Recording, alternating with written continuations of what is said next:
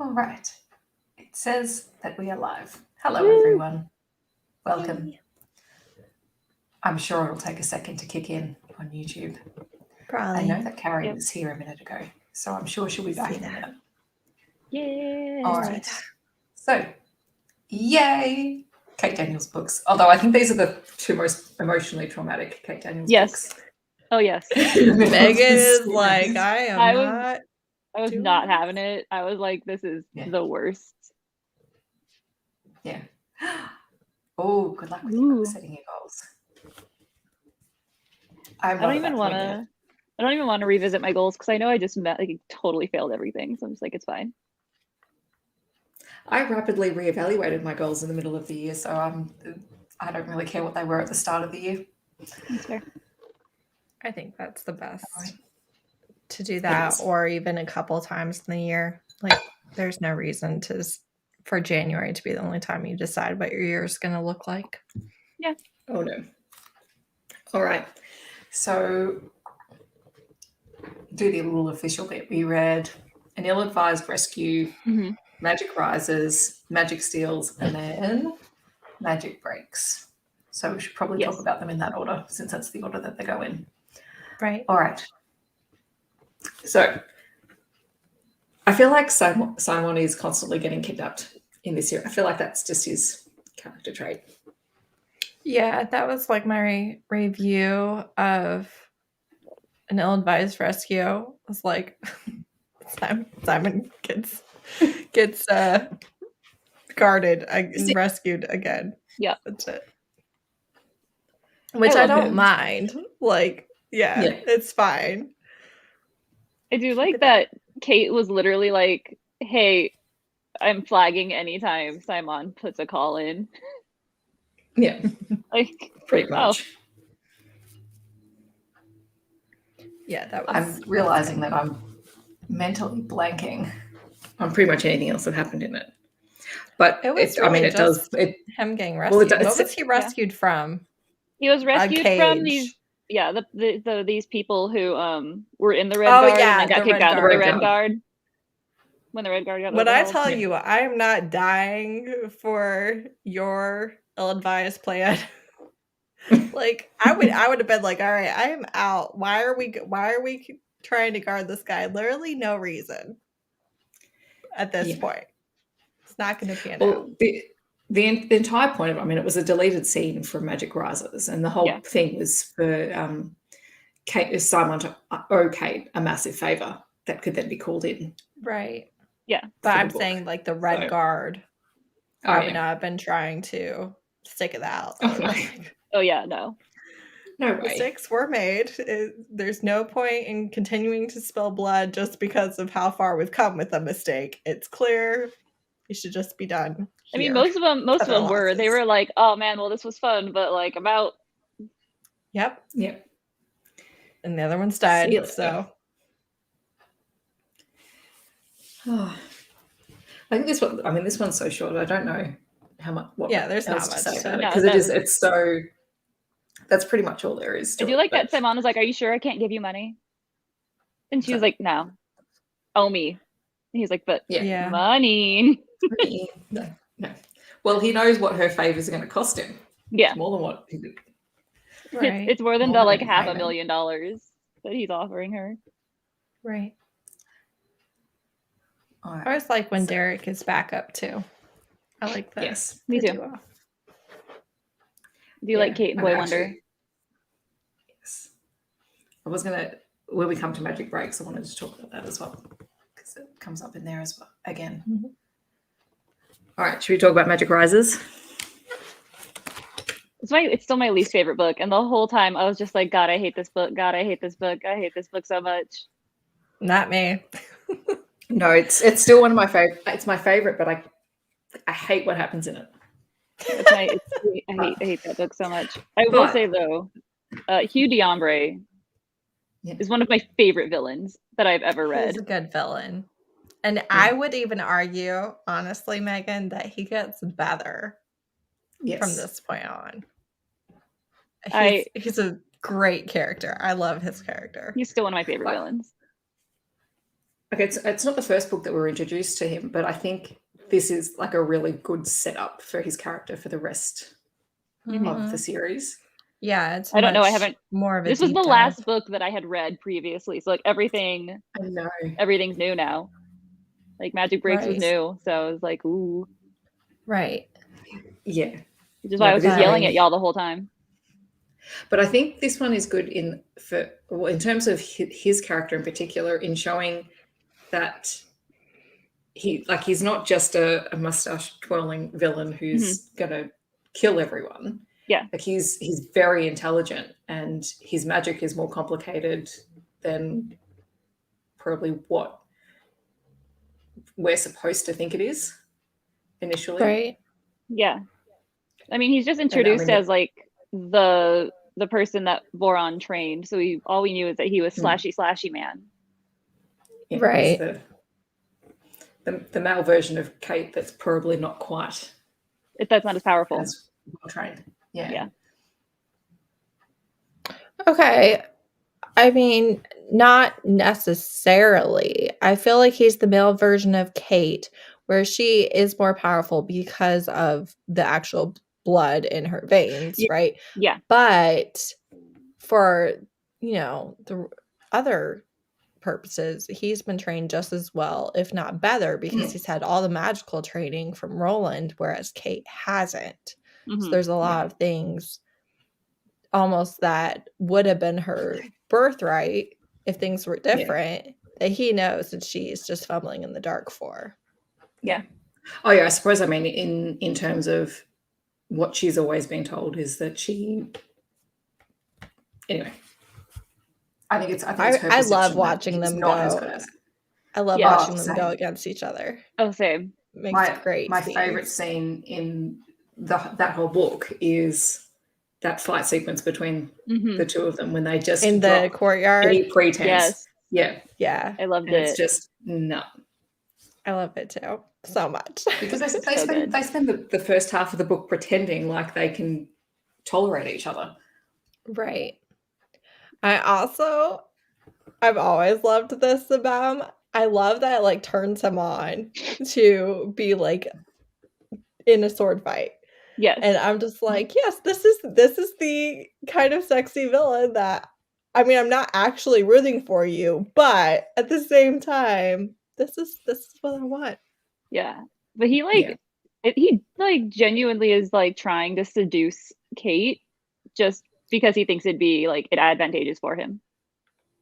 And he finds her interesting. He finds her interesting because she's like his match, basically. I guess like physically, I think it's like kind of like her and he doesn't have anyone else at right. I was gonna say It's an equal. Yeah. It's somebody. Not only is she fascinating, but she would, for all intents and purposes, be able to live his lifestyle, right? To understand where he's coming from. And again, too, they both enjoy killing things because of their training. And there's just a lot of compatibility there that you just wouldn't get without a very similar, forge making you, if that makes sense. Oh yeah. So, what was I going to say? No, I like this book because it introduces. I think we get to spend more time with a whole bunch of characters that become really prominent side characters, not just Hugh, but DeSandro and George and all the other characters. It's like I don't know why. I kind of forgot that she like came back with them as like an important part of the pack. I don't know why. But I was like, oh yeah, okay. Yeah, Hugh is an interesting character. Although that said, when we come up to Iron and Magic, I think it's really interesting when we get characters, when we finally get books from different characters' perspectives, because I think it puts them. It just sort of shows you exactly what they're. If you don't know, 9.5 is actually Hugh's book. What? I actually didn't know that. That's exciting. Yeah. Oh, sorry. So good. It is so good. And I've only read it once, so I'm really looking forward to rereading it because last time I didn't read it in sequence. I read it after I'd finished the series. And so I want to read it and actually see where it fits in. I think I read it in between like 6 and 7 or after 7 or something like that. Maybe even between 6 and 7.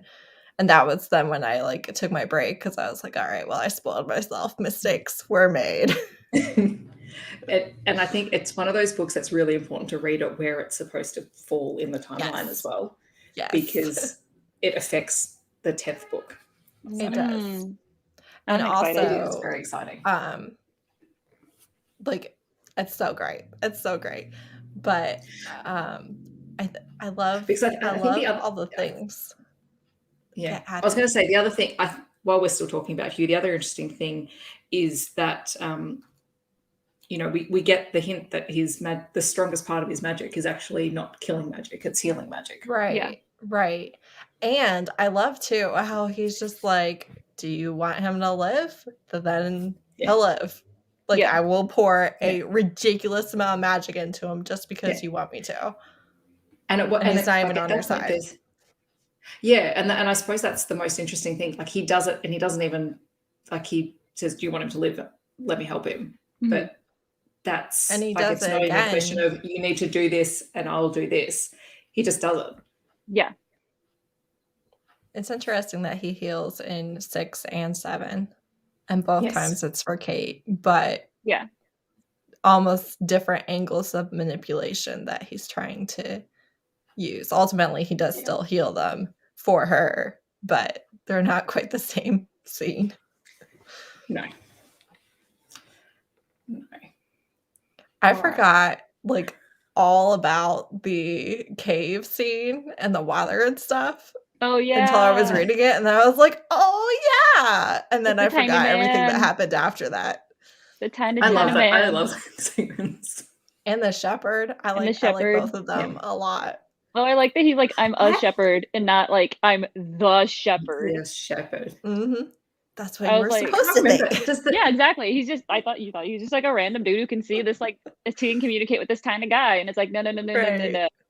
Right. He comes off like a hermit. I can't remember. Does he come back at all in the series? I don't know.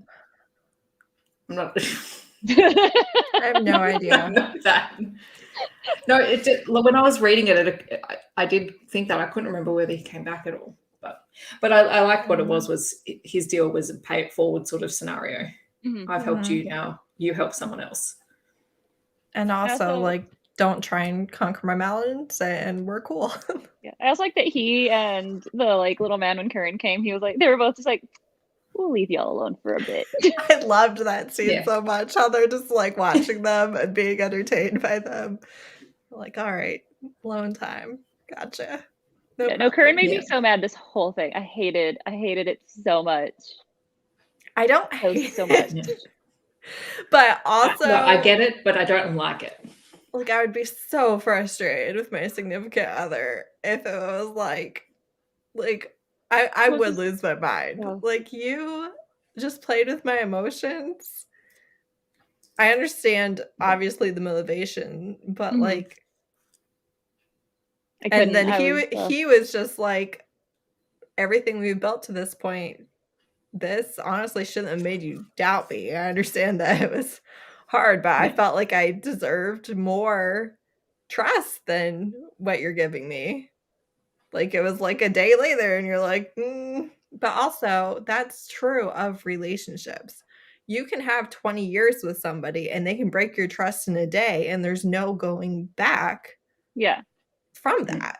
So it's not unreasonable to be like, well, I thought that we were forever and that I could trust you with everything and you would never hurt me, to finding out, oh, actually, yeah, you are. Yeah, I think, but she like kept trying to trust him. Like, she kept trusting him. She was like, no, there has to be a reason. And then she kept like literally being like, reason what? And he was just like, nope. I was like, okay. Do you know what I think sort of exacerbated? Oh, I can't even say that word. Anyway, made it worse. The whole thing, like the last couple of books, Kate has spent the whole time trying to learn the rules of the pack and how the behavior of the pack affects different situations and what it means. And so she, like the whole time where Karen is doing what he thinks is the right thing, and all the stuff with Lorelai and whatnot. And in Kate's head, she's going, no, hang on.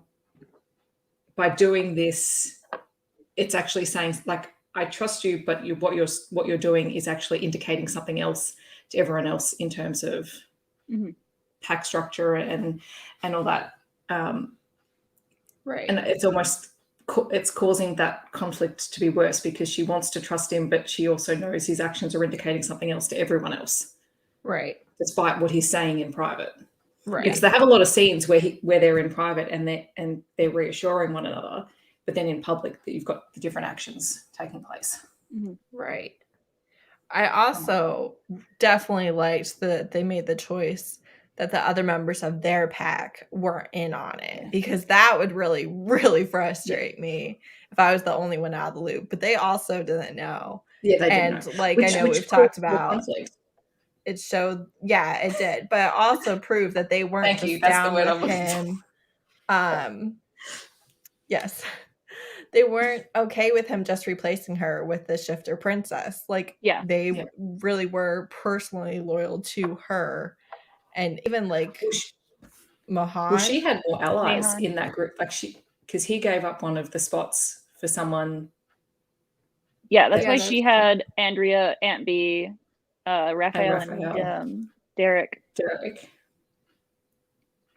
And Doolittle. But even within the other, scene with Doolittle like broke my heart when he thought that she so did the same thing that happened with Julie, and I'm just like, no, because like she was just like broken at that point. Like she was just like, I'm never gonna be enough for this pack. Listen, that is the one thing that really continues to rip my heart out throughout this series. It's not so much about the blood magic, but it's her allies and her closest friends.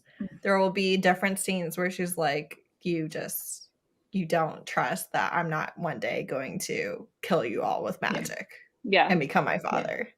And it always makes me so sad because she would never do that. Yeah.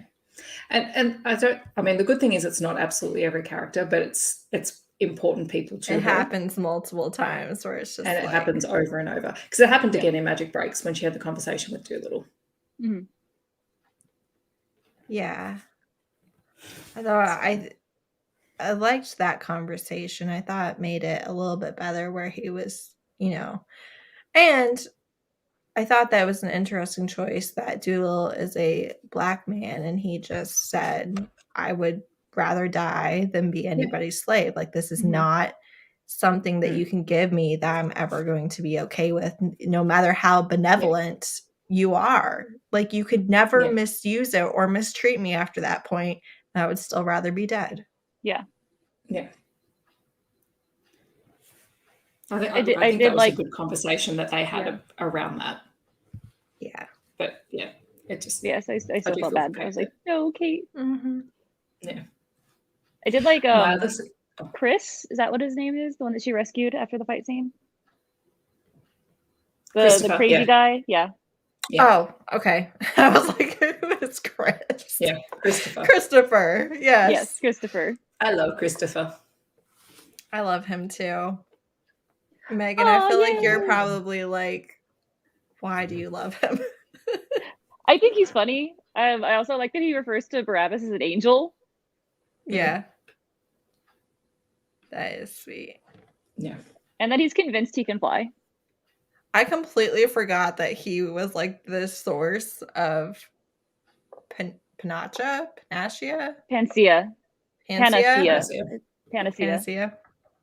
I forgot all about that. I'm just on the ship reading. I'm like, ow. Yeah. I don't even know why, because like I read the books after this year. So like there's a lot of context, but it doesn't but the panacea doesn't come up again in relation to it doesn't come up a lot in relation to Christopher. It does come up. I think it does when just in their recaps, because in each book they have a lot of recapping. Yeah. And Christopher did blah blah blah blah. And we rescued him from Hoodiambre, and like they do that whole recap, and I'm pretty sure it shows up in there, but I completely forgotten. Yeah, it shows up in the recaps. It's not a huge part of I don't think it's a huge part of his plot. It no longer at least is part of the storyline. At least after these two. these two books because his storyline goes in other directions, which well, I will not talk about. And I don't think it really shows. I think, basically they solved their supply issue, and I don't think it's really part of the storyline of anything else. Mm-hmm. No. It's just now we have it. No longer have to worry so much. Yeah. Are you painting your nails? Yes, I do it almost every live. That's why I then have painted nails for like the 3 videos after the live, because they were still painted when I filmed. That's why I do it. That's great. Because literally, I do not have the patience. My nails they're never going to be great, but I will just like scratch them up so badly because I'll be like, oh my God, it's been like 15 minutes. Like, no, I have to use my fingers for something, and then I ruin it. So the live usually lasts long enough that if I paint it at the beginning, it's not so bad. Well and truly dry. That's a good strategy. It is. If I could concentrate on managing my thoughts and that, maybe I'll try it next live when I'm a little bit more well rested. There you go. My painting though it's a slapdash job, like not detail oriented over here, so I don't spend a lot of focus. As I say, one of the other scenes that I really liked is early on in the book when we talked earlier about the fact that Kate has the favor from Simon, so they get the big giant ship. Mm-hmm. And I like the sparring scene on the boat as when they're on the dolphins. Well, before the dolphins, when it's just their team, when it's just blowing off steam. Yeah. And Eduardo and Mahan literally just grappling, and everyone's just like, yeah, it's just everyone else is like pushing against each other, and they're just holding each other. I'm like, okay, just pushing. Yep. That's funny. And also, I didn't know that Jim had a sister. Yeah, I forgot about that too. Kate didn't know that Jim had a sister because Jim doesn't tell her anything. Yeah. Yeah. Because Jim is Jim. Yes, he is. I love him. He was so annoyed that he didn't get to go. He makes me mad sometimes, but I do love him. I do like Jim. Magic Steals was like, I was like, oh my God, I love this book so much. Yeah. I'm just trying to think. What else was there? I just remember loving this from the first time too, when there's like the taunt. What's her face? The Lorelai. Yeah. She's like the taunt about how, it's must be so hard that you're never going to get to hunt with your mate and stuff. And then he lets her finish off his kill. And then like Kate's all upset, justifiably. Mm-hmm. And then when he's talking to her, he's just like, have you ever seen me hunt? I'm a male lion. I do know. Like, she does not know what she's talking about. She thinks that we're all the same as her tiny little pack of wolves. Like, she has no idea. If I wanted to hunt, I would. And believe me, I do not. I liked that because it was something that like Kate couldn't do. And he was like, literally, he's like, no, I don't want to. I am a lion. I sunbathe and people bring me food. And I'm like, that actually is like Animal Planet real. Like, male lions do not hunt. Right, exactly. It was good stuff. And I find it interesting that in this book and in Magic Breaks, he has to go out on a hunt, even though he doesn't want to. Like he's playing that role more of political leader, keeping the peace with everyone. Right. But he just keeps getting dragged into things he doesn't particularly want to do. I feel like that's a theme for him the whole time with the pack. Yeah. He's like, I've built this so that I can be protected and my family and future can be protected. And then these last few books, it's just shown that like it was all for naught, basically, because people suck. Right. He's not getting what he wanted out of it, and it's such a time suck. Mm-hmm. Not just time, but also attention and emotional bandwidth and all of the things. Yeah. Are we going to get to the tragedies of this book? There's too much death and loss in this book, and I hate it. And then the next book too. Both of them. I was just so like, I'm over it. Why do I read these? They're the worst. There's nothing good. Everything is just sadness. There's lots of good, but there was a lot. Yeah. Just weeping tears. I can't. Oh my god. So Aunt B deserved better. Okay. Freaking Aunt B. I was just like, are you kidding me? Aunt B deserves better. She did. But also, one, hate the way that she was killed. Yes. But also she was literally like, I happily sacrifice myself because I want my grandchildren to have what I'm giving them. Yeah. I hate that she died, and I hate that was the way that she died, but she chose that in order to give everyone a chance, and in particular her grandkids a chance. Hated it. Hated it. Yes, justice for Aunt B. Agreed. Hated it. But it's funny because I think she's like, even though she was killed, I think her character just lives much longer in the series than some of the other characters that haven't, because she's such a good person. Yeah. So I think even though we don't have her as a character, there's so many things that are referenced to her, and particularly through Andrew and Raphael, that at least we still get a lot of Aunt B wisdom. We can see her. Yeah, but I feel like that makes it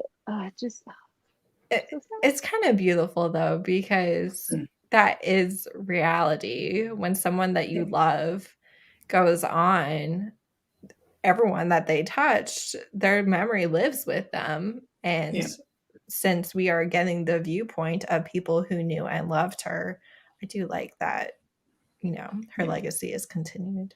Mm-hmm. And I think what's interesting particularly with the group that they took with them, it was really they all knew that something the shit could hit the fan, and that people could end up dead. But I think it was the older members of the group that went, that probably understood that and were maybe not at peace with it, but had the understanding that, if it comes to that, if we get what we need out of this, then that is what we're willing to do. Yeah. Well, and it's been a really clear theme too, that the shifters being part of the pack means that any shifter will die for you, and you will die for any shifter. But also then you have the two characters that were disabled on top of that made me so sad. I was like, oh. But what's really positive about the series. Yeah. And I think the way that we see them later in the series is really positive. It's not I'm now disabled and I can't function the way I would. They actually the pack actually works around them to make sure that they can still be. I think that it's kind of a good representation for disability, but also it does hit you harder because you fall in love with the characters while they're able-bodied. Then you have to watch them kind of go through the process, even though it's not the same as if it was, first person or whatever. But still, these are characters that you love, and you're seeing other people's reaction to them, and also them having to deal with things that they didn't have to before. And I think that makes a big impact. Yeah, I do love that Doolittle and Julie's friend were like wheelchair jousting in the halls in the after scenes. Right. And there's part of that scene in Magic Breaks where Doolittle is up in Kate and Curran's quarters visiting with Kate. And she's like, how did you get up here? Oh, I made all the interns carry me up the stairs because they needed something to do. Getting a palanquin. I love that when he was just like, I'm thinking of getting a palanquin. Yeah. I love that. You do that, Doolittle. I also agree with Stacey. I felt like Aunt B, it was really difficult because you kind of were like, well, she's going to take a ton of them out. And it was like, no, we're literally just going to butcher you. And it was like worse, a lot worse. Yeah. Yeah. Yeah, I forgot all about what's her face being a traitor and actually being an iron dog. Oh That yeah, completely blindsided me again. I was like, what Hibbler. the freak? yeah. I forgot about the Lorelai subplot, not the trying to seduce Curran, but the like literally having a contract to like kill Kate. Yeah, I forgot about that too. I I was remembered like, the what? seduction, but Yeah. but I forgot about. I remembered them going to Europe for the drug, and her trying to seduce Curran and Curran, not telling Kate the entire time. That's all I remembered about the book. Yeah. And I remembered Aunt B. I remember being the in this book. I remember. But like everything yeah. else was fresh details. And I know I said in my wrap up, I was like, I'm kind of dreading this book. I'm gonna start it, and then like next 3 days or something, I had releases that I was really excited for, and I was like, I'll start it, I'll read my releases, I'll come back, I'll break it up. That I stayed up so late reading it, and I was just like, oh my god, more. The one thing that I think each book in the series does so well. I mean, there is so much packed into every book. It's not just one thing. There are subplots for subplots going through it. And it does make it really hard to put it down once you start, because you just need to know what's going to happen next. Exactly. And I always remembered the story, like Cassandra's twins and the Lamassu.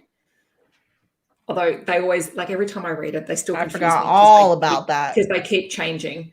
Like they have different stages of what they are, and that always confuses me. But like that in itself was an additional thing that Hugh and Hibbler had no idea about as well. Right.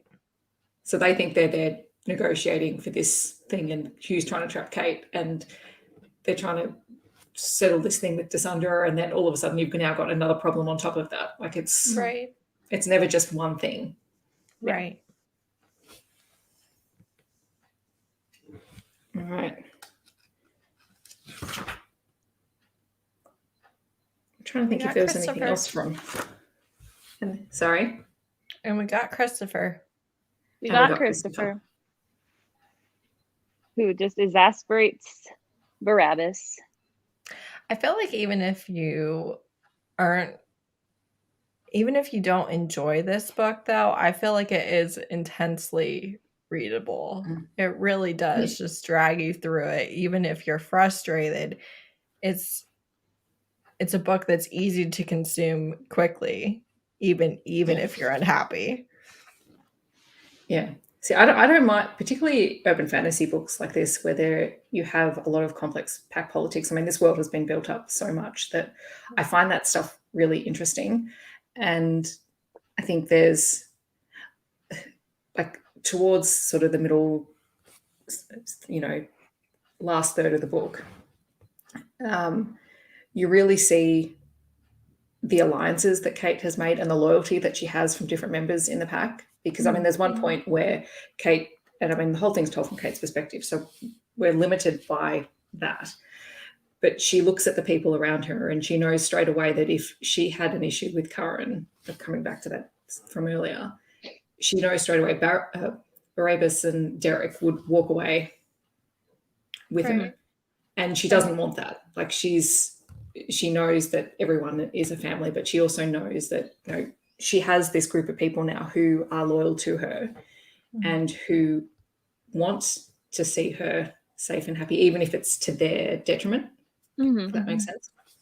Yeah. So I was talking that through, but like I found that really interesting, and it's really important later in the series as well, particularly after what happens at the end of the next book. I felt like I would be very frustrated if we weren't at that point with somebody by now, because Kate's like 100%. That for literally everybody. Yeah. I'm just like, you all need to return the loyalty over here. Oh yeah. So yeah.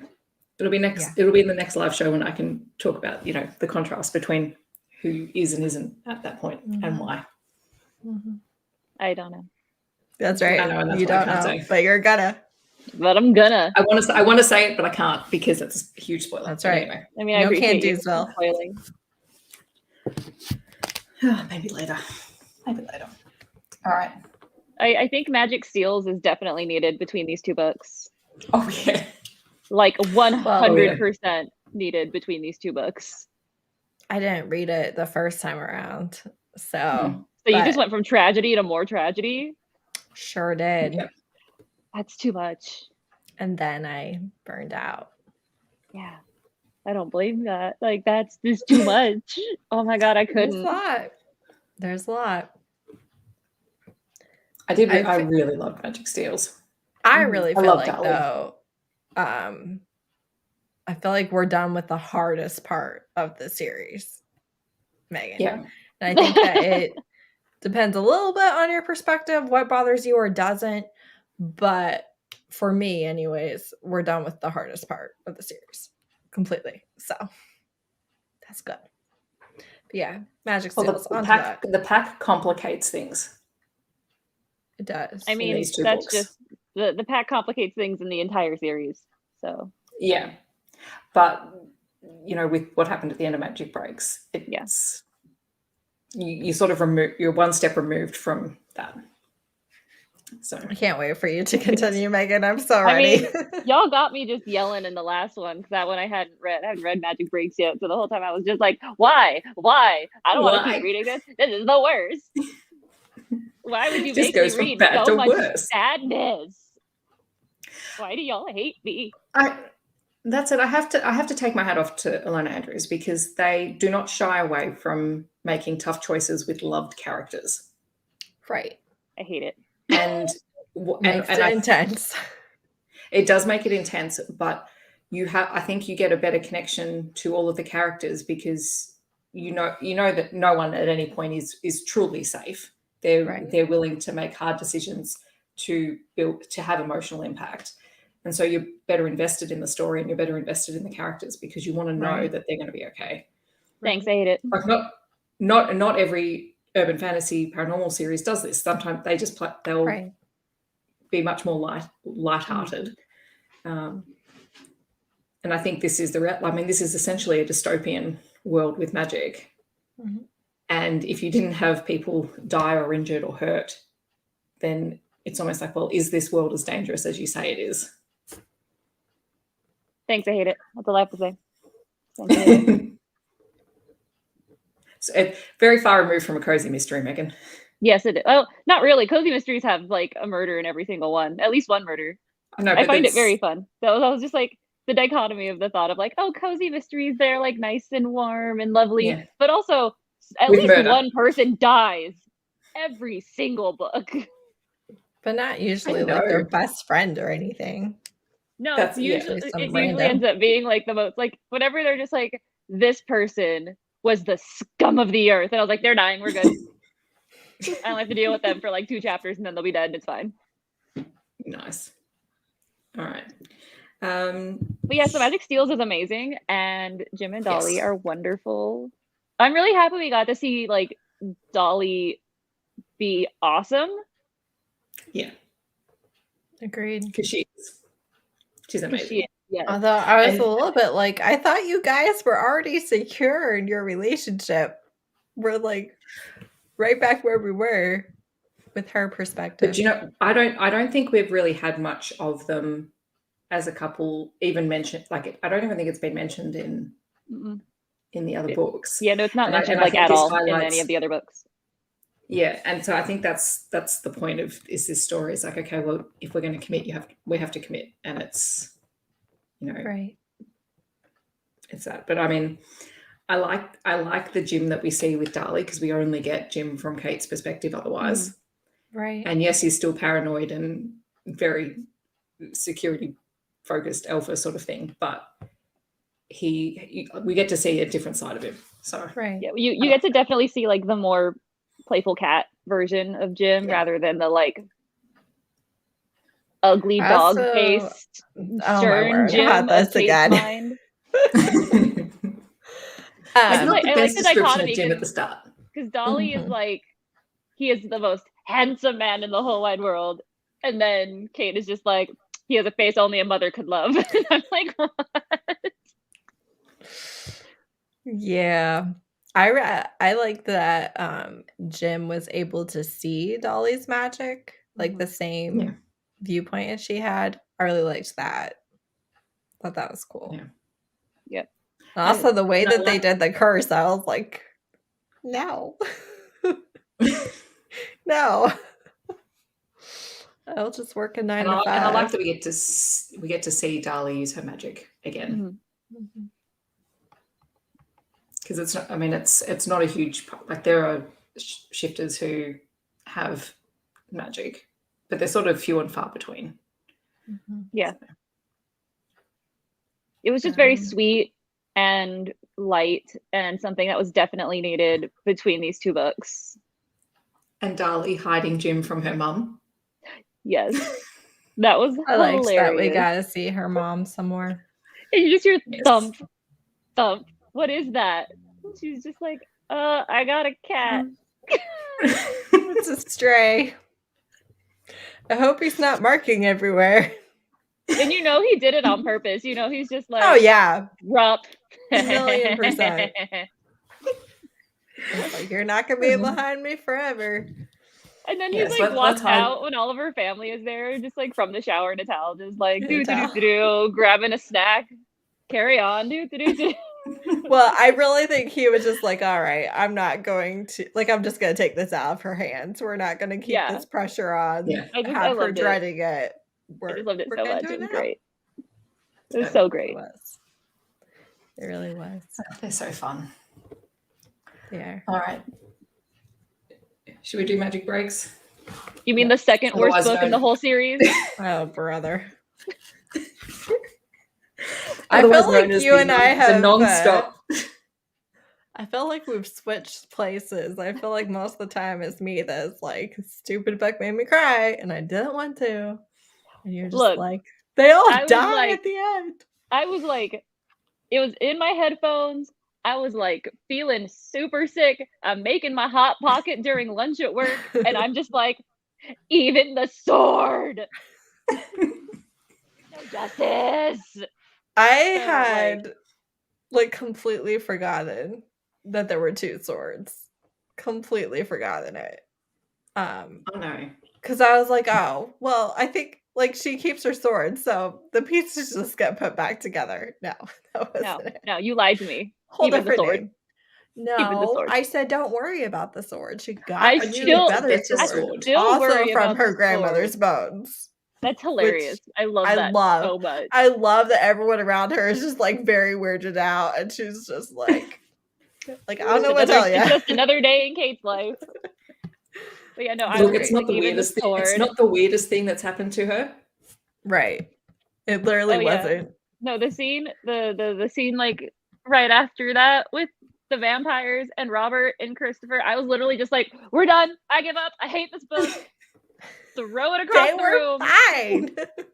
If I didn't have this live show, I would have just stopped out of it. Like, nope, we're done. I give it up. Nope, not worth it. Bye. Well, thank God you had the live show.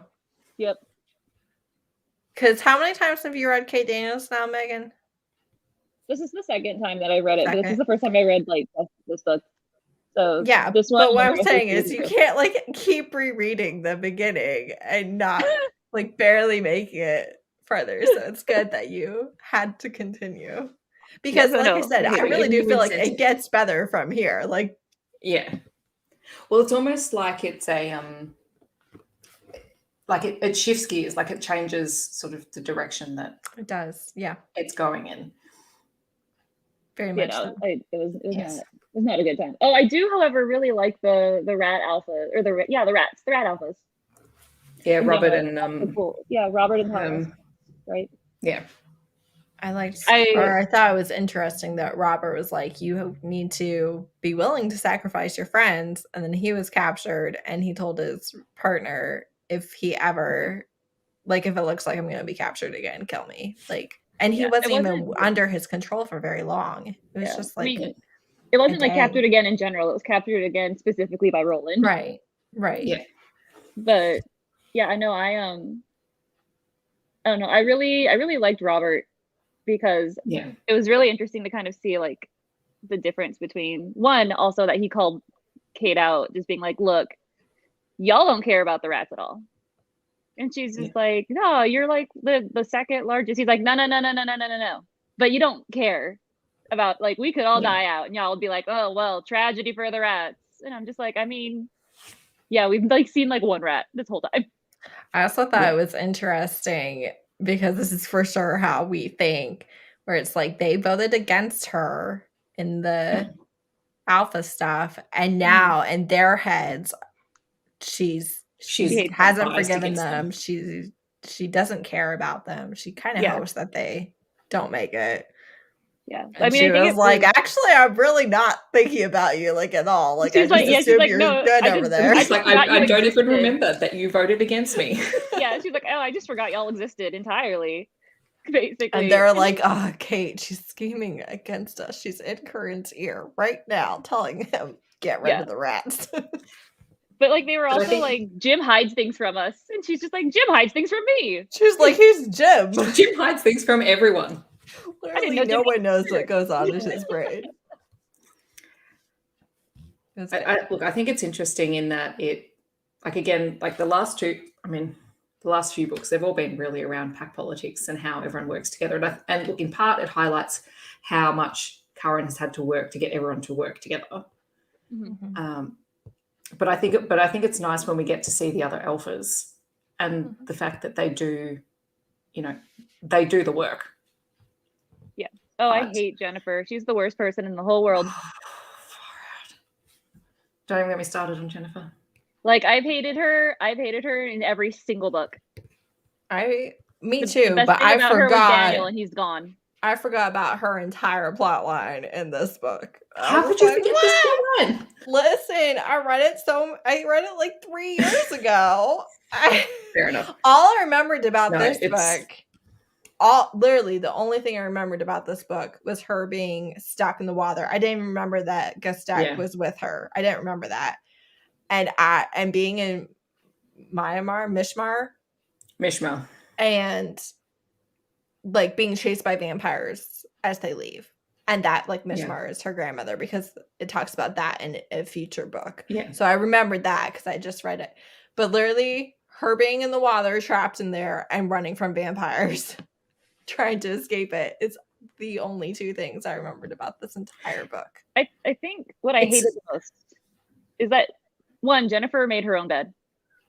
And hate her. She could die. Two, like, she was like, literally, Kate was so not nice, but like not mean. Like, she was very much just like, hey, like, I'm not a leader. She didn't. You. Like, she's like, here's hard facts, bro. Like, I'm not against you. I have been like trying to just like make peace with you because you are the leader of the Wolf Clan. But like, if you can't get your stuff together, then you can't get your stuff together. Well, I also thought that this book really did a good job of showing that she was petty and weak. Like, she was just a weak individual character-wise, not so much even, trying to control the shifters or anything like that.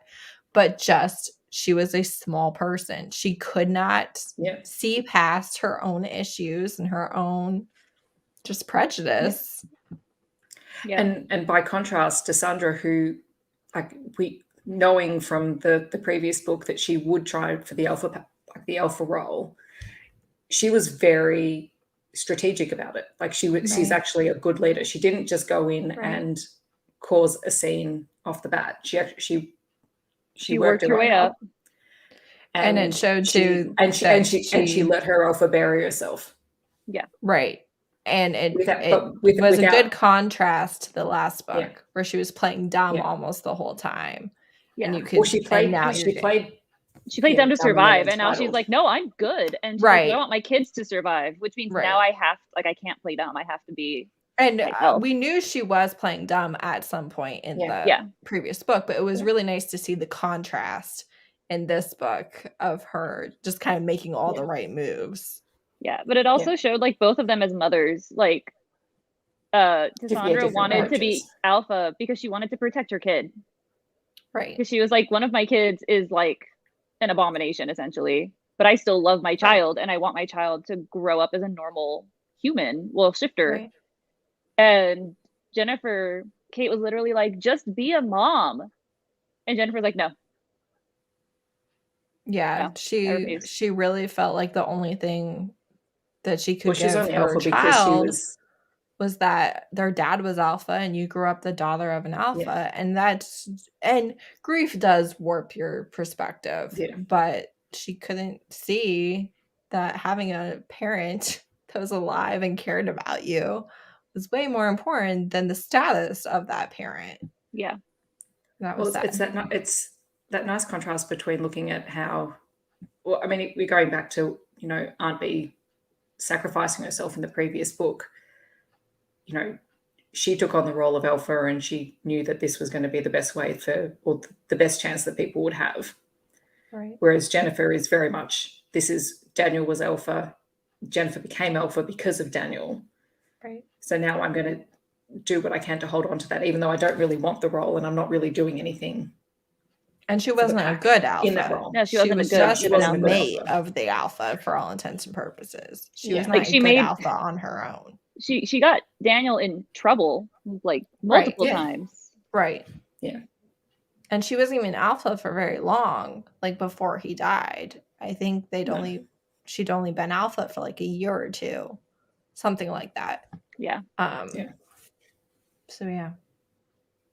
And I think it was a good point that, you know, she had to have bodyguards. Mm-hmm. Right. Yeah, that was all really interesting how they had it play out. And again, you got to see more with the pack status and the alphas and everything, and not just Kane Curran at the actual head, but also the politics below that. Yeah. And even that, you know, after they've had the conclave meeting and, you know, Hugh's dropped his bombshell on everyone, and they're picking the team that's going to go with Kate back into the city. Mm-hmm. And everyone's volunteering, and then Jennifer volunteers to Sandra. Yeah, she's like pushes her in. And then Cassandra has her scene, alpha, you know, son of an alpha, basically, for Derek. Right. Beta, something here is not like the others. Yeah. Right. Yeah, it was a good illustration of where they were at that point. Oh, yeah. Yeah. I like Cassandra as a person. I think she's interesting. And I think she's like she is a good leader. Mm-hmm. Yeah. Like she's just like, no, like I learned from my father, one, how to be a leader, but two, how not to be like an insane, vicious dictator. Right. Yeah. And look, she was smart enough to play dumb. Mm-hmm. The entire time she was being she was a political maneuver for her father. Yeah.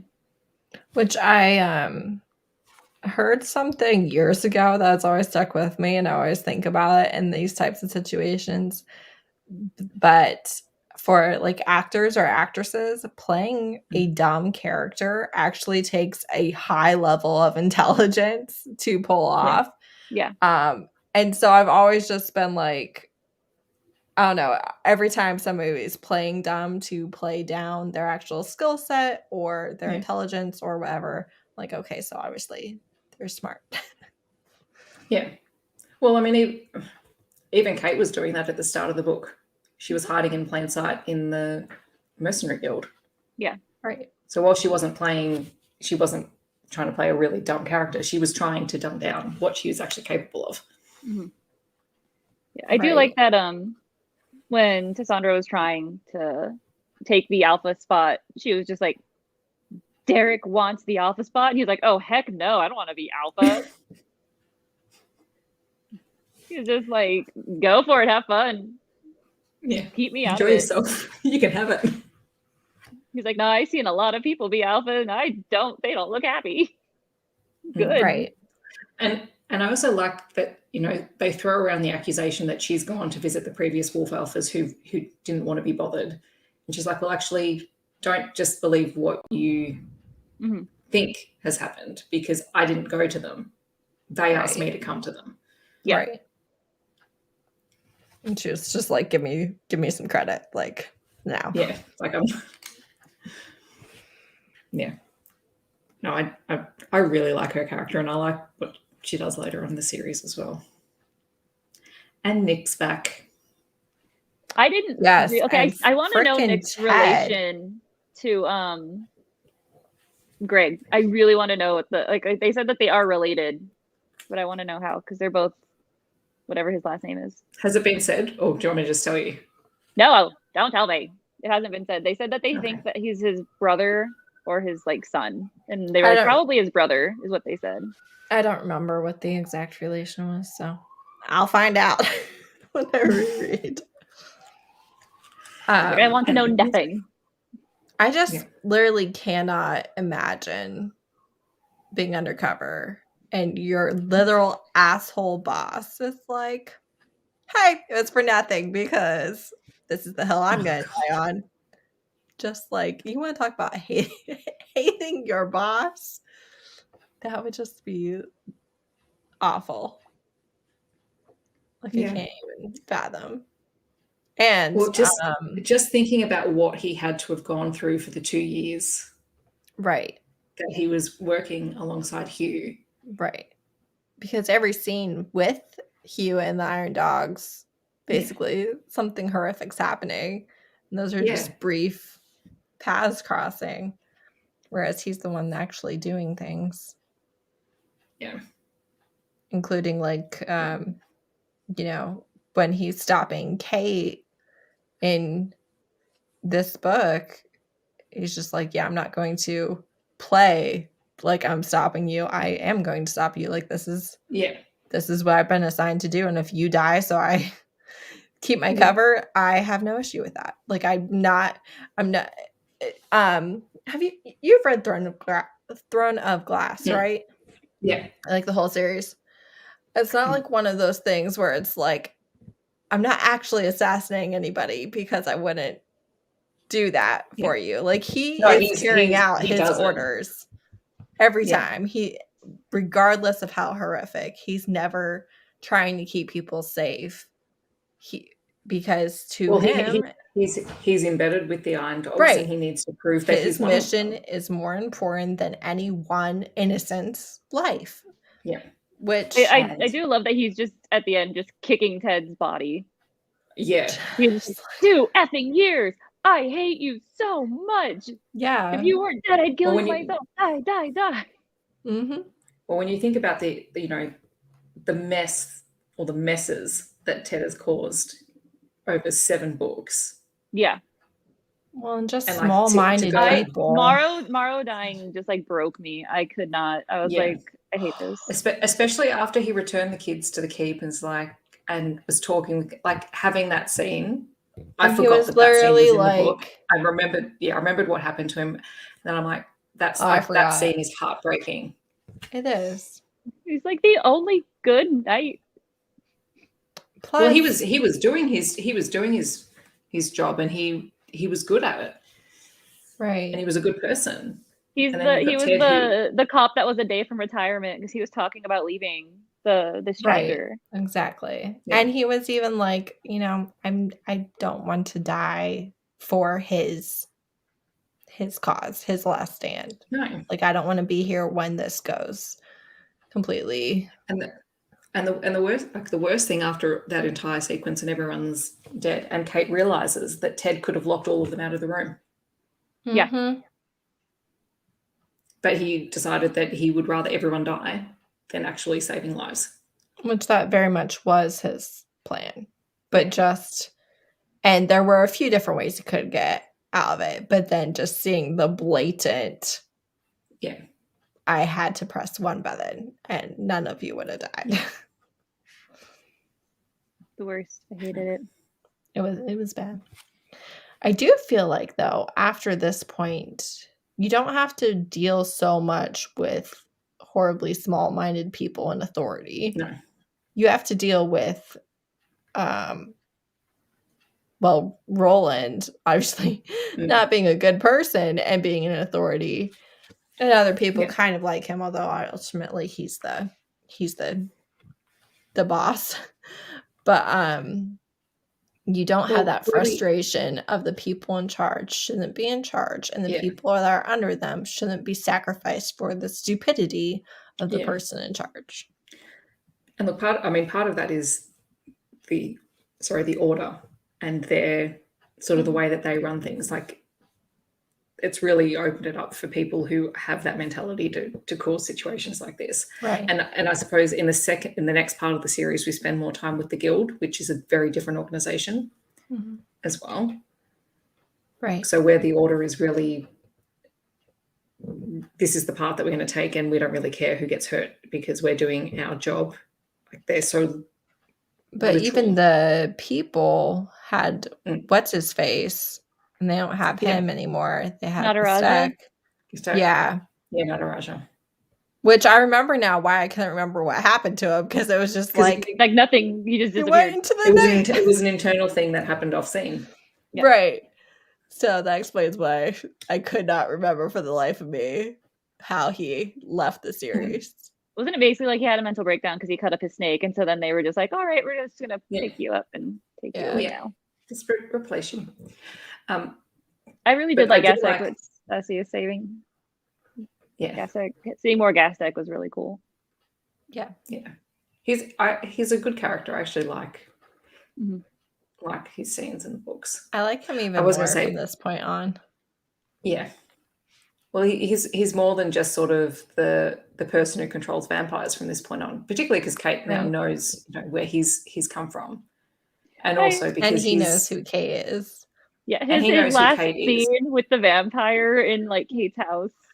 And Kern was like, did you see the vampire break down the door? Did you see the vampire knock on the window and get let in? And do you honestly think that the two of us couldn't handle a single solitary vampire? I just loved that, like, literally Gastek was so frantic that his vampire was pacing. Yeah. Like, I also love that it's pointed out, because this is so true. Like, you see what you expect to see. That he, in his mind, knew it wasn't her. So even when all the pieces were in front of him, it wasn't her. Like, he literally was like, you hired a navigator. And she was just like, yes, I hired a navigator. Hired a navigator. Yeah. That is what I did. Like, he can't unlearn anything that he learnt in this book. And as the leader of the people of Atlanta, that has an impact. Yeah. For sure. Yeah, so it makes him a really interesting character in that. Yeah. I've always liked him. I've always thought he was like fun, like funny. Me too. I always liked him. But yeah, no, I was just like, oh, scenes with Gastek in this book were really good. Yeah. Especially because, like, everything he did, even when he did stuff that like was against Kate, it wasn't against Kate because he hates Kate. It was against Kate because it was against the rules, and he's just a rules dude. Yeah. And he was even like ridiculously frustrated with Hugh for breaking the peace with the pack that he has worked all these years to maintain. In many ways, he's a very astute businessman, and he wants to keep the peace because it is better for his business. Right. I do like that everyone is. I do like that, like, Kate. Because when he was just like, why didn't you tell me? She's like, I didn't tell anybody. Like, except for her and everyone else just figured it out. Because, like, technically they all knew, but I didn't tell them. Yeah, it's like everyone just kind of figured it out. And both her and Kate were like, if you want to be a leader, you have to learn how to, like, find information. Like, you can't just read books and study and hope for the best. Like, you need to actually figure things out. Your main opponent had something that you could have buried them with, and you just didn't even know about it, and they weren't even that good at hiding it, like, at all. It's like that was good. Street smart versus book smart, and he was just like 100% book smart, and they're like, you gotta get some streets, bro. Right. Yeah. And this is true. They're not just blanket bad. Yeah. And it also showed, one, he liked the power of being able to control a vampire, but just kind of the people's recruiting tactic and how if you offer somebody who has no great options in life a way to climb the ladder and have all the security and everything else that they've always wanted. It's going to be easy to overcome kind of the natural distaste for vampires. Yeah. And also, he's motivated. Yeah. Yeah, I do like that Kate was like, you gotta have hope. And Gastek is just like, here's what will happen to us as we slowly die in this 72 hours later. And she was just like, you're a real ray of sunshine. Yes. I do like the when Hugh, brings all of the vampires to the keep. I do like Kate's solution and bringing Bo back in. Oh, Bo was great. I loved it. It's like she's got at least one ally in the police. Right. The various I like him. police. I like him as a side character. I mean, I do like how they got just so chill about it. It's like, here's about like hundreds of vampires. Here's hundreds of shifters. No, I'm going to be taking this person into custody. And here's me riding up on my horse. Yeah.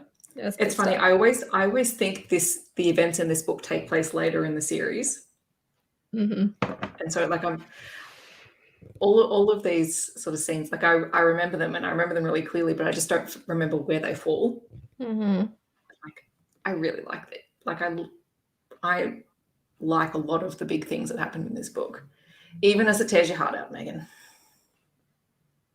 Yeah, I did like that Atlanta, the way they got that Atlanta detective on the phone was that they literally just took two shapeshifters and put them in his office. Yeah, exactly. I like how the series is written because it really is like a continuation of everything.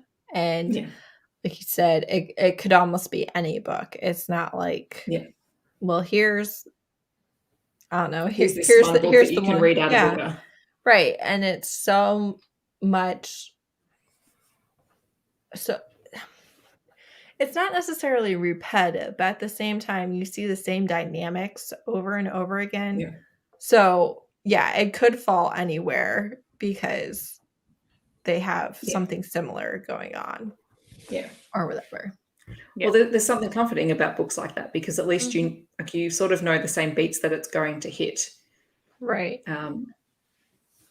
But at the same time, it was engaging. At the same time, though, each one is slightly different, and also I always like how they have different mythology put into each and every book. So it's not like, well, we're fighting the vampires again. It's like we're fighting the vampires and this weird thing that we have no idea.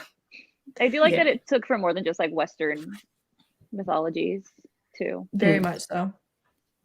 And also even that her well, you guys know, like I know the Bible a lot from my upbringing. So it's kind of fun how, yes, it follows a lot of the things that are found in the Bible, but also she isn't from the West in any way. She was from Babylon and modern day Syria and all of those things that like the Bible teaches are kind of the cradle of life, right? And I really enjoy that part. And then also there will be things that like I've never heard of in my life that they're weaving in as well. Just makes it really enjoyable. Yeah. Oh yeah, for sure. I'm trying to think what else. But still no ghosts. Still no ghosts. Ghosts don't exist. I still find that very strange. I do like it. I do like when they saw Roland for the first time when it was Kate and Curran, and Curran's like, I'll just stand by the door because that's like I just want Kate to get our people and leave. Right. And I love that she, I guess, like avenged Aunt Bee's murder, or at least like got the catharsis, like she got it out of her system. Yeah. Oh, and then she just went back to Curran and she was like, I killed this person. He's like, do you feel better? And she's like, yeah. I forgot that she did that because when we have Hugh's book, you get like some Iron Dog characters too. And I was like, do we end up liking her? Because I just don't know if I could actually like her. And then she died in this book, and I was like, oh yeah, okay. But I find that interesting because I'm sure that was difficult for Hugh, and I'm sure it was one of the many things, but it was like he values his people, which you'll kind of see, but he values his people, and Roland doesn't value him, doesn't value anybody under him. Yeah. Well, I mean, they weren't in Roland's good books at that point. Right. And I think, Hugh is annoyed that Landon Nez brought in Kate. Mm-hmm. Yeah. Because Landon is the legatus?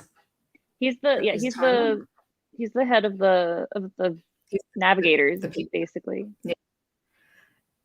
But he also hasn't been in that role for a very long time. Well, because they said they basically like use them up and spit them out and get the next one. Yeah. So I think you see a little bit more of him in later books. I can't remember. But anyway, I had a thought, and I think my thought is gone. Such is my brain. I do like the. I don't know. I find the like scenes with Roland to be very interesting because he's not like he's a person basically. Yeah, he's a person with a lot of power. They have him as just like he is this evil monolith, and it's like yes he is, but also he's just like, I feel like when Kate went to go grab her people and leave instead of attacking him, he was just like, this is the first child who's not like actively trying to kill me. Yeah. And I think when Kate ends up in front of him for the first time, like she actually begins to understand the enormity of his power as well, because she's known, but I think it's always been theoretical. Mm-hmm. And are you okay now, Heather? Good. And she walks away from the whole situation going, oh crap, and now he's gonna come to Atlanta. Yeah, right. And then he does come to Atlanta. And he just walks right in the keep, and Barabbas leads him in and doesn't even remember having done it or any of the things. And it was just like... And that's when Curran was like, well, it doesn't matter what I do. Well, I love this. Because after in the next book, you guys see them away from the pack. And I love that I feel like at the beginning, you're kind of like this could be a bad thing. But I love it because they were so frustrated by the constant needs of the pack and never being able to do anything. And I just kind of love how it didn't have to be either one of them choosing it. It was almost gifted to them. Like, here, you're done or you die. So, pick. And they're like, cool, we gotta be done. I find it interesting that, like, even though Curran has said, you leave, I leave, Kate was still just like, I'm willing to, like, sacrifice this if it means that you get to live on. And immediately she's just like, okay, I'll take your deal. And then right off, Curran's like, hey, Barabbas, I'm out. See you later. We're gone. And they're just like, what? And then Kate's like, what? And they were like, emergency pack meeting, and they were like, yeah, we're not going to that. And they're like, we're not we're going house hunting. Do not. I also like have your emergency meeting. Roland was like, invite me to your wedding. And they were both like, oh, hell no, we're not inviting you to our wedding. What's wrong with you? And then they go house hunting, and they're like, oh, the cookies are a nice touch. And she's just like, I didn't bring cookies. And Roland is just like, I like this house for the grandchildren, XO Roland. And I'm just like, oh my God. There's a lot more of that. He's such an interesting character and a villain, because he spent he's like, now that we've actually met him, like Kate has built him up in her head in a particular way because that's what she was told. She's never actually spent time around him. Right. And he, you know, he does want power and he does want to control. He is everything. He's literally everything she was told. But he's everything. But he's also a person. And he's also like, he's I don't know if amused probably isn't the right word, but he's intrigued by Kate and about having a daughter. Yeah. At the same time. So he wants all of those same things. He's exactly what you've been told. And then he's also this. And the contrast between it is so fascinating. Yeah. I don't want y'all to tell me, but I'm waiting for a scene where he's just like, can you call me dad? Like, I feel like that scene is going to be in somewhere. I feel like there's a lot of scenes. There's a lot of scenes where he's like, I'm going to be the all-powerful, but also your father. But also, if you don't do what I tell you, well, then I'm not going to be happy. And my happy is basically I kill all of you. But, you know, but there's so much. And it's so good. Like and he's finally out for that. I feel like he's literally just like, oh my God, I have a child who for once, like, wants to kill me, but also, like, doesn't want to kill me. She just wants to live her own life. She's smart enough not to just do a suicide mission. Because all of them she sees. Yeah. All of them do, and he's just like, this is the one that doesn't. I don't know what to do with this. I can have a child. I can actually have a child. He was talking about how his power wasn't able to corrupt her from such a young age. So this is actually the perfect scenario for us to live happily ever after. It's just as long as we play by his rules. Yeah, I get my child. You get to do whatever I say. We're all good. It's so interesting because for the rest of the series, and obviously this isn't spoilers, but for the rest of the series, he's still the bad guy. He is still the guy that can destroy everything that they hold dear, and is kind of sometimes actively trying to, right? And that they are spending all the resources to try and make sure that doesn't happen. And then also in every single book, he's trying to be a dad. And and just he wants her to love him without him having to really give up anything for it. That's amazing. I'm excited to see this. But also, I like Julie. How they were like, Julie, we're gonna have to leave the keep. And she was just like, do I still get to go to my school? All right, we're good. Right. Yeah. I can't wait for you to read the next book. You don't even know. I feel like after, you know, having a rough time with these couple, I feel like you're going to be really happy with the next couple. Not that nothing bad ever happens again, but just I really feel like you're going to like it so much. Yeah. And I just remember which book is the next one. I'm like, I like it. There's a bit of adventure mystery in the next one. I like it. I don't remember. So, and I like that now Curran is just gonna apparently help her run Cutting Edge, according to Curran. He's like, no, it's cool. We'll save. Yeah. He has money. He has so much money saved up. Like he told her, he's like, I took all my money out a long time ago and put it into like different offshore accounts. Which actually, the bunny cat scene was hilarious. She was just like falling. Oh crap! And then right in front of his face, and he's just like. I do love Ascanio. I feel like we totally skipped over him. And Ascanio took Julie to go and see the bunny cats. That was adorable. I loved it so much. And then Ascanio was just like, also, they're like, why did you come along on this thing? And he was like, well, you needed to be protected. And they're like, why didn't you ask? Because you'd say no. And I'm like, that is the most teenager thing ever. And I loved how he and Eric were both like, well, look, we don't know or trust Robert, so... Or Cassandra, so here we are.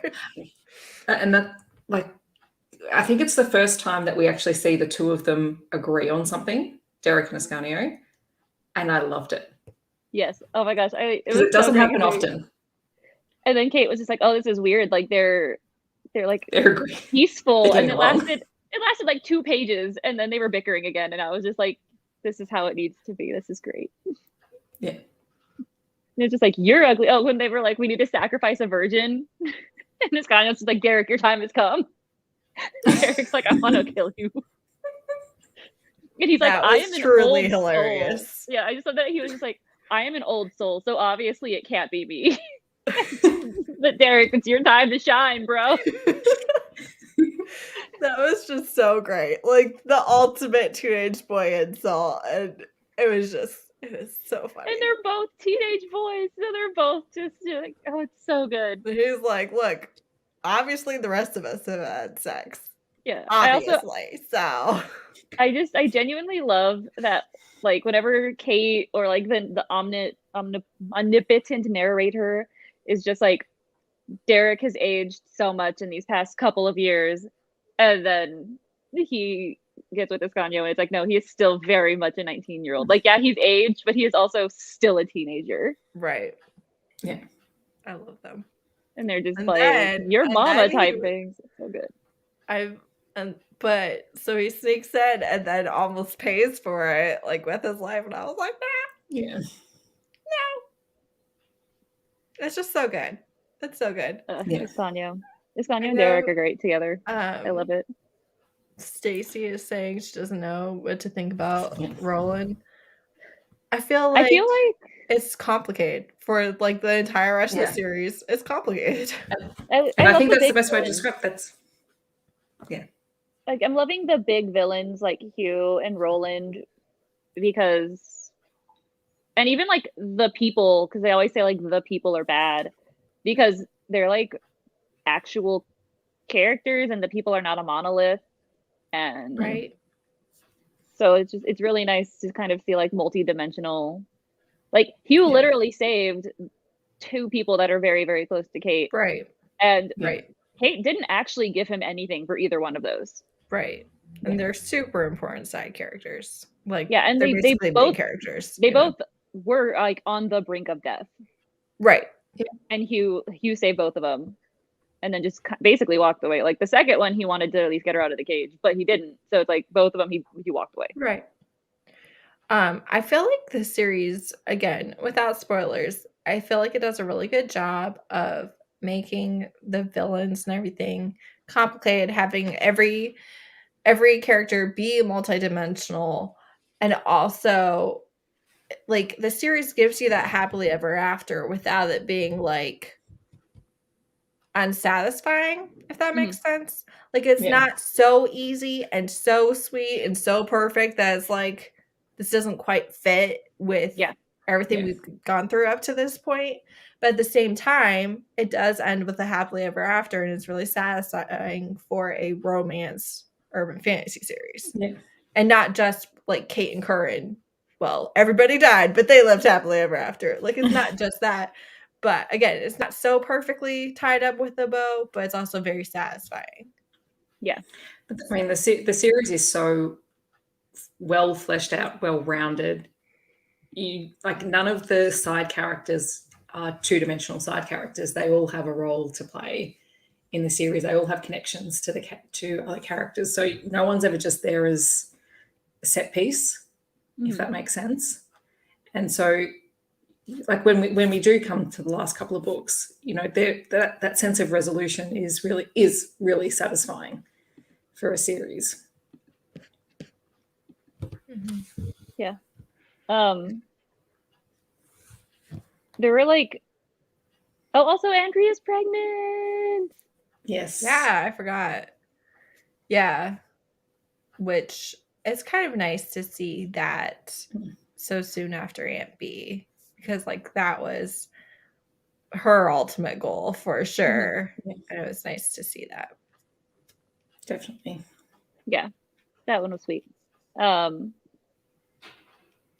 But there were two like little random bonus things that were like tweets that were like in between these two books. And one of them showed Curran texting to Barabbas to outbid Simon for something, and that one made me laugh. I don't know if y'all read it, y'all should. Just read like just looking at the series. If you just type and Curran tweets, it'll pull up. Yeah. And it's like a 10-second thing. It's literally like text. Yeah. Yeah. There's so funny. Kate and Curran text the Wilson building. Yeah. And then there's one after, there's a couple like after it, but there's one that Yeah, and then there's one that apparently 2 of their books were up for a debate, or were up for a oh my god, an award, which was the Burn for You, which is the other series, the Hidden Legacy, the Hidden Legacy series, and then this one. And so Alana Andrews just wrote them debating why they should win, and it was actually really hilarious. Oh, that's cool. It was so hilarious. Y'all should read it. It takes like 2 minutes. They're really short, but they're really funny. I wonder if I remember enough of the Hidden Legacy to get the... It's only the first book, and you don't really have to know any of it. Oh, okay. It's my next Alana Andrews reread. I thought that we said that after this, we're just going to keep going. Yeah. 100%. We'll just work our way through. Listen, I think about this all the time. Well, I think the next one will be out by the time we finish these, or it'll be almost out, the 6th one. Maybe. If we're lucky. We'll be done with Kate Daniels in February. And then I think we're going to do Blood Air in March, right? March. Yeah. Yeah, and I think the new one comes out in April or August. I just can't decide. I keep trying to figure out with Hidden Legacy, if we should do 1 book a month or 3 in 1 month. You're 2. Because the novella comes after the 3. So you could do 2, 1 and 1, or 3 and 3.5. Yeah, 1 and 2, and 3, 3.5, and then there's a few novellas in the middle of the others as well. Okay, I didn't know about that. Because I also read their other sci-fi series. God, which one was the Blades one. Yeah, and I actually really enjoyed. I really enjoyed the most recent release. It was good fun. It felt like at some point. Yeah. And then you've also got Innkeeper. So, we've got no shortage of books. You have no shortage. Let me see. Going through. When is the next one supposed to come out? August. I thought it comes out in August. Oh, it is August? Did I have it on my list? Hang on. I do have my 22 releases somewhere. Yeah, 23rd. Yep. Love that for us. Then I'm assuming they're doing 3 books with the third sister. The youngest sister. Yeah. That'd be cool. It would be cool. All right. So if we did two books, I think, for the rest of them or whatever, it would get us to May or June. Yeah. Until the 6th book is in August. So we may have to play around a little bit, but yeah. You could do the Faded Blades ones in between if you wanted to, because most of them are short. The first 3 are all less than 100 pages. And then Faded Blades. We'll figure it out. Novel. We still have a couple more months. We'll figure it out. We do. We'll get it sorted. All right. So for January, we are reading these 2. Magic. I think Shifts is the next one. Yes. The Magic Bones. Yeah. Mm-hmm. And I think, from memory, that Magic Stars comes in between the 2 of these. Right. Which is that, I think that's the Julie. That's Julie and Derek. Julie and Derek story. And I have a feeling, I will have to look this up, that there might be another current POV. There is. It comes right before Magic Shifts. Yeah, right, so it's actually our next read. Yeah. Cool. Which is awesome. And then we're doing move-in day when they're moving out. Iron and Magic and Magic Triumphs are the last ones, right? Yes. And there is... those are just the last 2. I don't think there's anything in between them. Nope. And then Blood Air after that. It'll be awesome. I can't wait. I can. Because we're currently in the I have not read that. But I haven't read anything except for... I read the first 3. Hidden. I read the first one, and I have to reread it because I think I read it at the wrong time. I don't think I can barely remember it, which makes me think that I possibly didn't understand it when I read it. So the first one, we have a girl who lives in in the Edge, right? And then her love interest is like a Fae Lord who is making her life difficult. And then the second book is like a Bayou princess, also on the Edge, but more in the Bayou. And the kind of shifter, like, it's not an actual shifter, but the kind of shifter like person who we saw in the first book, he's her love interest. And there's like shooting alligators and just all sorts of stuff. It's a very interesting world. Yeah, I know there's a little bit of crossover between The Edge and Innkeeper, because some of the characters pop up in one of those books. I don't think I realized that. And I don't think there's any crossover into the Fated Blades series, which I still can't remember the name of. I'll figure it out later. But yeah, there is a little minor crossover, because it was the one time I'd read a book that I didn't necessarily get all of the references for the previous books. So that's okay. I'll read The Edge over the holidays. Because I would have. I think if you just Google current POV number 10, or prequel to Magic Shift, it'll or show it's you. it's in the binder. Yeah, it's in reading. Small Magics. Thank you. All right. Well, should we wrap this up? Since we've been talking for 90 minutes. It was fun. There was just so much to talk about. There was so much to talk about.